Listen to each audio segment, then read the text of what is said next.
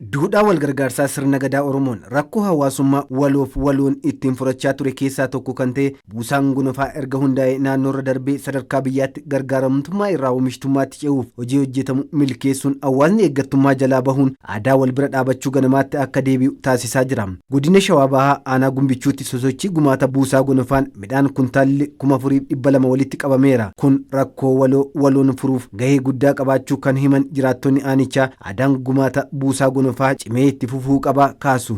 Ammanuu dur dhuguma kajeellee irdaataa barbaadee gara biraatii dhufeeti. Sa'aatii kanatti immoo nu warra kennu warra biyya ormaa danda'u waggaatti gizee lama amarratnee kan nyaannu kana rabbi kan nu agarsiise kana itti fufnee halkanii guyyaa itti taxanaakkaruu qabnan jedha. Hawaasa muluu qarqaara.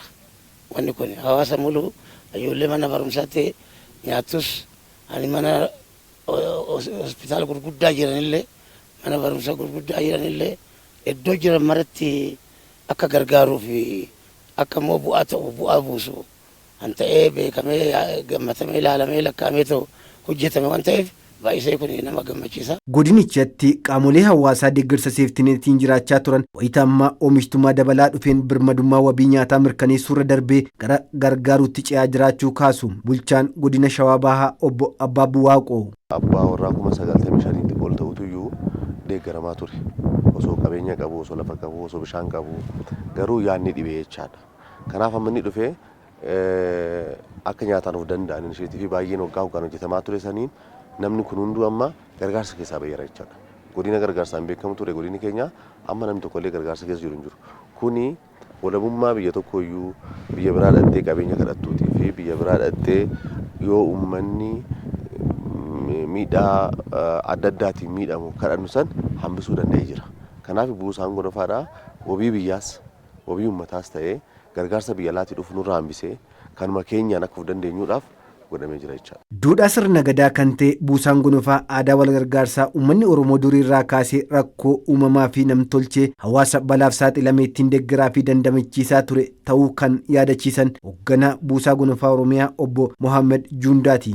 Sirna gadaa sirna Oromoo keessaa sirnoonni ititanii mootummaan illee yeroon itti baasee seera itti baasee yeroon itti xiyyeeffatee irratti hojjete uummanni keenyallee dafee fudhatee akka namaatti ilmi namaa tokko qabaatee tokko kan hin qabne wal bira dhaabbachuudhaaf sirna ijaarame amma immoo sirnaan ijaarame ijaarumsi isaa gurmaa'insi isaa sirraa'ee iddoo hundatti namni hundi hubatee kan qabu irraa kennu iddoo itti jalqabe qofa osoo hin taane iddoowwan rakkoon adda addaa mudate kan naannoo ofii qofa osoo hin taane naannoodhaan alallee ceenee rakkoo biyya kana mudachuu danda'u hunda dura dhaabbachuudhaaf sochiin jajjabaan godhamaa jira. Hojiin buusaa gonofaa cimsuuf hojjetamaa jiru bu'aa qabatamaa argamsiisaa jiraachuu kan himan pirezidaantiin ittaanaa mootummaa naannoo Oromiyaa obbo Awwaluu Abdii rakkoowwan uumamaa fi namtolchee mudatan qolachuuf aadaa wal gargaarsaa buusaa gonofaa hojimaataan jabeessuun oomishtummaa dabalee deeggaramaa miliyoona 7 ture gara 30,000tti xiqqeessuun miseensa miliyoona 29 horachuun danda'amuu himan. Rakkoon uumamaaf namtolchee jennu kun yeroo kamuu waan karoorfatee dhufuu miti garuu dhufuu akka danda'u baroottan darban irraa kabaranne tokko kan agarsiise. Isa kana karaa guutuu ta'een humna keenyaan qolachuu akka dandeenyu. Giraama takkallee taanaan qamadii biyya alaatii binnee odoo hin taane humna keenyaan oomishnee keessattuu inisheetiif muummeen ministeeraa keenya bocanii gadi buusan karaa guutuu ta'een hojiirra oolchinee oomishaaf oomishtummaa dabaluu dandeenyeera. Lafa asiin dura hin qotamne baay'ee qotuu dandeenyeera. Ganna qofa akka qotamaa ture qamadii bonaan qotuu dandeenyeera. deeggaramaa miliyoona 7 ol Oromiyaa keessa jira hadha xiqqaate gara 30,000tti gadi buufne. Hojiiwwan qonna investimentii fi qonna gargaaramtummaa irraa gara oomishtummaatti jedhuun hojiiwwan gurguddaan hojjetamus eeran. Gara hektaara 20 olii qonnee jira uummata irrallee kasassaamnu jira.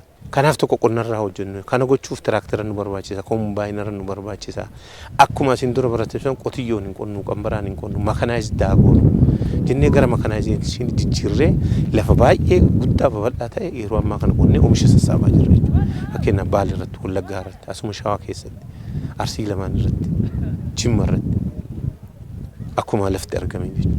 Yoo xiqqaate barbaadana kuma buusaa gonofaatiif kan mana barnootaa dabalatee gara hektaara 28 olii qonnee jira. Buusaan gonofaa Oromiyaa yeroo ammaa naannoorra darbees deeggarsa taasisaa jira. Buusaan gonofaa Oromiyaa qofaa fi miti. Fakkeenyaaf rakkoon ollatti yoo qunname Amma dabuub yeroo tokko naannoo Walaayitaatti rakkoon qunnamee ture sigiga biyyoo bishaan dhandhee deeggarreera. Naannoo Amaaraa dhandhee deeggarreera. Afaariin dhandhee deeggarreera. Sumaalee keessa rakkoon jiraatu dhandhee deeggarreera. Koonsoo bakka yeroo akkuma wal fakkaatu rakkootu ture dhandhee deeggarreera. Nyaata geessinee waan qabnu waan ollaan namaa geessu geessineera.